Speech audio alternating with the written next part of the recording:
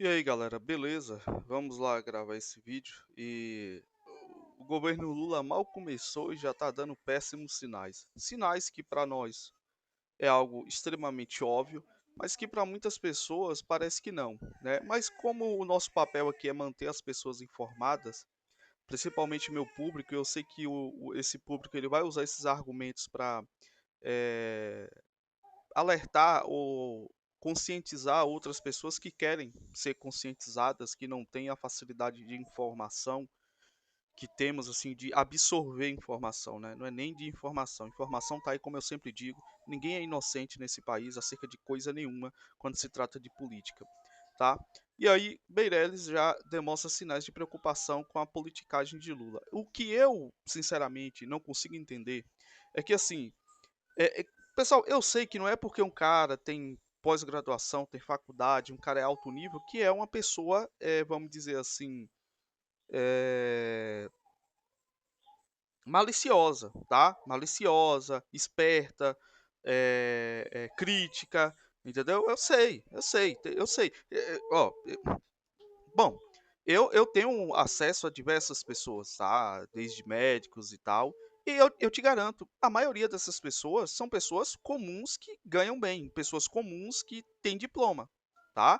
E eu te garanto que um cara com diploma é muito mais gado acerca das coisas da vida e do mundo do que um cara sem diploma. Isso aí eu garanto para vocês. Então, muitas vezes a gente coloca uma pessoa dessa em uma posição como se essa pessoa fosse sabedora das entranhas do sistema, e não é. Muitas vezes essas pessoas lá em cima é um trabalhador como eu e você, tá? Não como eu, nem como você, com certeza quem tá nesse canal aqui, né, não é puxando sardinha não, mas são pessoas que pensam além da sociedade comum, isso é um fato. Mas pense num trabalhador comum que tu vê todo dia, que o cara vai trabalhar, ganha o dinheiro dele, faz as coisas dele e, tipo assim, uma pessoa alheia a tudo da vida. Tem gente no alto escalão que são sim, são empregados, são trabalhadores, tá? Não vamos deixar de achar isso aí, que existe uma conspiração onde 100% das pessoas lá em cima. Não, é uma minoria. Você não pode contar com um monte de pessoa querendo a mesma coisa. Você tem que ter uma pessoa controlando todo mundo, tá? E pessoas acreditando que aquele controle é bom. Entendeu? E é isso que acontece. Então, sim, eu sei que é difícil acreditar que as pessoas que viveram no governo Lula, e eu acompanhei, tá? O governo Lula todo, não visse que Dilma, na realidade, ela foi mais responsável fiscalmente do que Lula foi no governo dele, sabe? A questão da Dilma é porque sempre tem que ficar com esse negócio da pedalada fiscal e tal. Mas, assim, em questão de responsabilidade de gastos, a Dilma já pegou uma bomba na mão e ela teve que gastar menos, entendeu? E é por isso que o governo dela não foi considerado tão bom quanto o do Lula, exatamente por quê? Porque houve menos gastos. Porque se existia um rombo absurdo por conta da era Lula, né?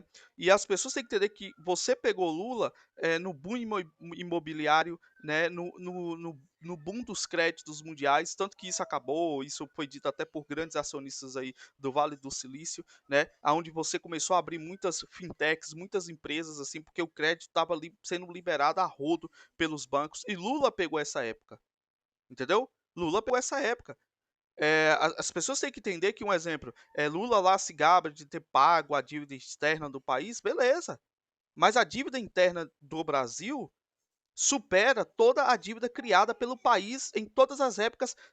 Tu junta toda a dívida, tá? Tu junta toda a dívida que o Brasil já teve. Império, período militar e presidentes atual. Você junta tudo e não dá a dívida que o Brasil contraiu, a dívida interna com bancos, né, e oligopólios que são forças representantes lá de fora, que Lula causou. Lula deixou o Brasil com quase 4 trilhões de dívida interna. Vocês estão entendendo? Esse preço a gente paga até hoje. Então essa ideia de que Lula foi o responsável fiscalmente, pelo amor de Deus, pessoal, bota a cabeça para pensar um pouco. Não, ó, trabalho de prefeitura, trabalho de órgão público não era feito se não houvesse maracutaia, se não houvesse licitação fraudulenta, se não houvesse toma lá da cá. Era uma corrupção generalizada. E foi isso que foi denunciado desde 2013 para cá.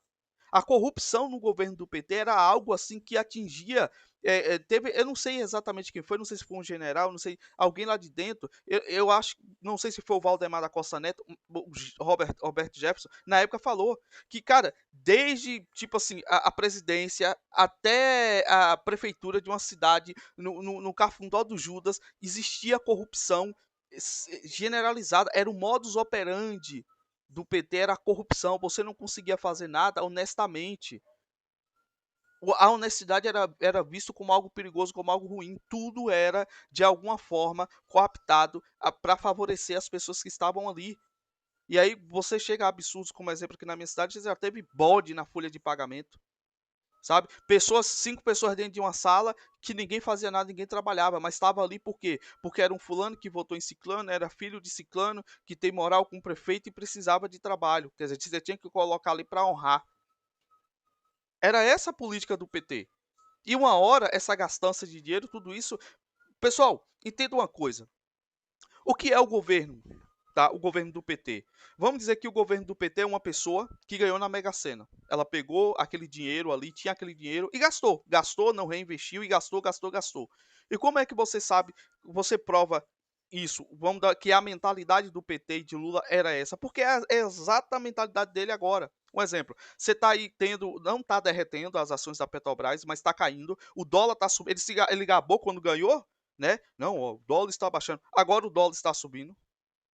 As ações da Petrobras, né, para otário que votou em Lula, dizer otário, Petrobras, aí, as ações da Petrobras estão caindo, porque a Gleisi Hoffmann foi a público dizer que estatal, a Petrobras não tem que dar lucro, tem que servir ao povo brasileiro, e que essa história de dividendos vai ter que mudar. Caralho, 50% dos dividendos é do governo, é da União. Os outros 50 é dividido entre os acionistas. Um exemplo, eu posso ser acionista da Petrobras, eu posso chegar ali e colocar 20 mil. Vamos dizer, eu posso investir R$ 500 todo mês na Petrobras, e eu não sei se é mensalmente, ou se é anualmente, ou se é trimestral ou semestralmente, que eles pegam um lucro, que é tipo participação de lucro, é APL, e eles te dão uma bonificação pelo seu investimento, pelo seu dinheiro que está lá. Você investe na empresa. Isso é os dividendos de uma empresa. Por quê? Um exemplo, quando alguém coloca dinheiro na empresa, em vez de o dinheiro, a empresa tirar do seu próprio caixa para pagar alguma coisa, pesquisa, ele pega desse dinheiro dos acionistas e faz um caixa. Ou seja, você investe mais com o dinheiro dos acionistas. E a mulher me solta uma dessa. É óbvio, as ações da Petrobras, as ações do Banco do Brasil, começou a derreter. Derreteu, um modo de falar, não estão derretendo. Derretendo é quando você tem uma queda muito brusca e pesada, mas estão caindo constantemente. Parou de crescer as ações da Petrobras. As pessoas estão perdendo dinheiro por conta disso. E aí vem Lula essa semana e me fala o quê? Né? Eu não vou postar o vídeo dele aqui não, mas vocês com certeza ouviram. Aqui nesse texto vai ter alguma coisa sobre. Né? Que ele não está preocupado que gasto para ele é investimento. Aonde é que gasto é investimento? Sim, se você gasta para investir, beleza, mas gasto em si não é investimento. E ele é exatamente criticando o teto de gastos, que colocou o Brasil, querendo ou não, começou a estruturar de novo a máquina. O Brasil começou a ter superávit, começou a ter renda, o Estado. A União passou a gastar menos e ter sobra desse gasto, ou seja, você sobra mais dinheiro para investir mais. E Lula chega e me solta uma dessa. Que não, tem que gastar mesmo. Pessoal, se tem que gastar, esse dinheiro vai sair de algum lugar. E o Estado só consegue dinheiro de duas formas: endividando o país ou aumentando a taxa de juros. Nos dois casos, nós se fode. Nos dois casos, a população se ferra. Por quê? Esse preço vai ter que ser repassado. E vai ser repassado para onde? Para gasolina, para alimentos, para bens de consumo, para você ter arrecadação. Se você aumenta a taxa de juros, você aumenta a inflação. Você tem que acompanhar para equilibrar os preços. Se você pede esse dinheiro emprestado, você vai ter que pagar. E de onde você vai tirar esse dinheiro se você está furando o teto de gastos que tem para gastar? Então, assim, cara, o governo Lula mal começou e a gente sabe, mas é interessante isso aqui porque a maioria dos liberaloides imbecis, como o Nando Moura, Quinta Kataguiri, né, hipócrita maldito. Esses caras são enojantes, sabe? Eu acho que respirar o mesmo ar que esses caras, eu não ficaria no mesmo ambiente que esses caras. Podres, imundos. Não, pelo menos Meirelles está lá e vai controlar. Tá aqui, seus otários. Quem é que controla Lula, rapaz? Quem é que controla o PT? Esses caras nunca foram controlados por ninguém, a não ser pelo próprio desejo sórdido deles, né? Esse plano de poder desgraçado da Unasul, entendeu? Tá aí, ó. Meirelles e Landau fazem críticas ácidas às declarações de Lula. Questionamento à estabilidade fiscal e acenos por mais gastos públicos com programas sociais geraram preocupação no mercado. E não é programas sociais. Todo mundo que sabe que não é isso aqui, ó, de programas sociais. Não é.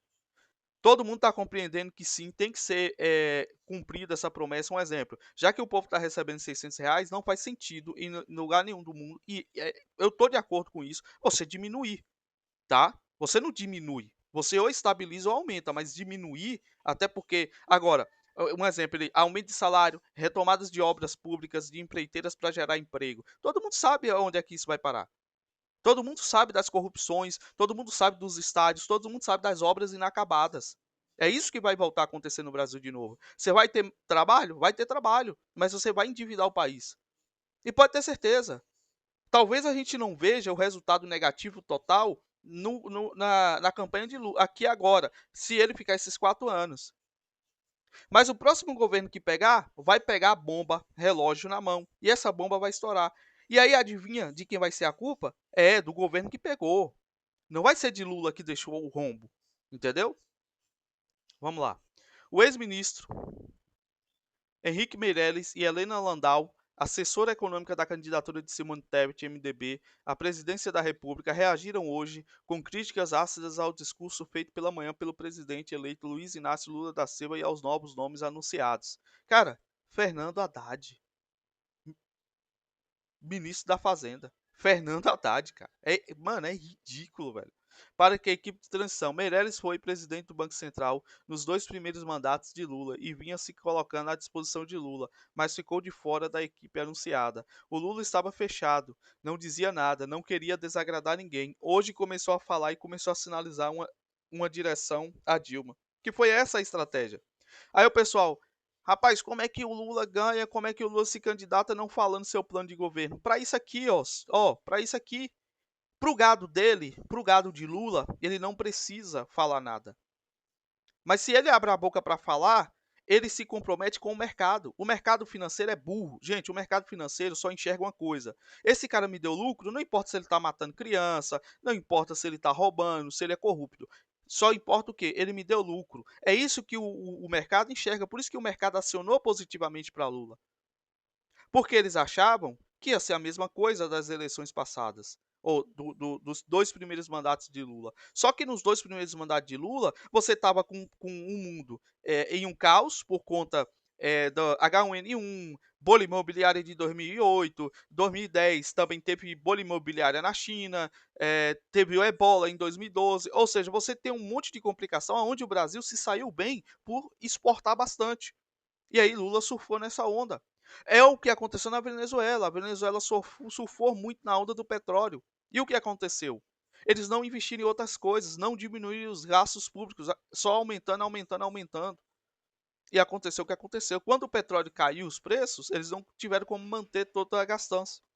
Estou mais pessimista, não tenho dúvida, disse Meirelles em um evento fechado em São Paulo. Segundo relatos de quem participou, mais tarde, depois que suas declarações foram publicadas na imprensa, ele disse que ainda é muito cedo para projetar como será o governo eleito, e que é preciso esperar as próximas sinalizações de Lula. No evento, Meirelles teria dito à plateia: só posso dizer uma coisa a vocês, boa sorte, foi o suficiente para que as fortes oscilações de preços ativos observadas nesta quinta-feira, com o Ibovespa caindo 3,35 pontos e o dólar subindo 4,14, fosse apelidado por algumas pessoas do mercado como Boa Sorte Day. Já entendeu por que o dólar subiu? Já a economista Helena Landau usou sua conta pessoal do Twitter para tecer suas críticas. Achar trágica, achar trágica a fala de Lula hoje é dever cívico, escreveu, dizendo também que Estranha a ausência de Arnaud Augustin, em referência ao ex-secretário do Tesouro. Augustin ocupou o cargo no segundo mandato de Lula e na gestão de Dilma Rousseff, e foi um dos principais responsáveis pelo que foi chamado na época de nova matriz econômica, um conjunto de medidas consideradas heterodoxas como o uso intensivo dos bancos públicos, especialmente o BNDES, para financiamento de investimentos, ações de desoneração tributária e de restrição ao fluxo de capitais estrangeiros. Diante das reações negativas do mercado, o presidente eleito Lula disse no fim dessa quinta-feira que o mercado fica nervoso à toa e que nunca viu um mercado tão sensível quanto o nosso.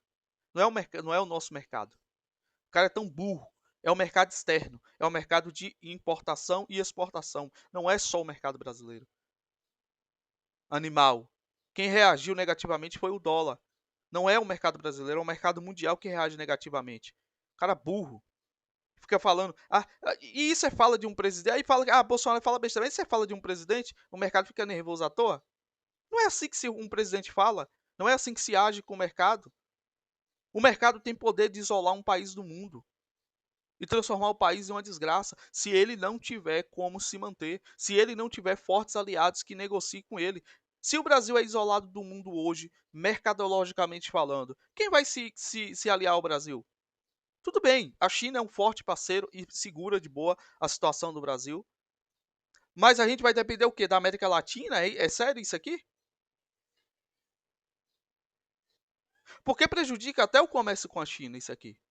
Porque a China, vendo o Brasil isolado do comércio mundial, a China pode puxar os preços do Brasil para baixo. A gente vai vender muito mais por muito menos dinheiro.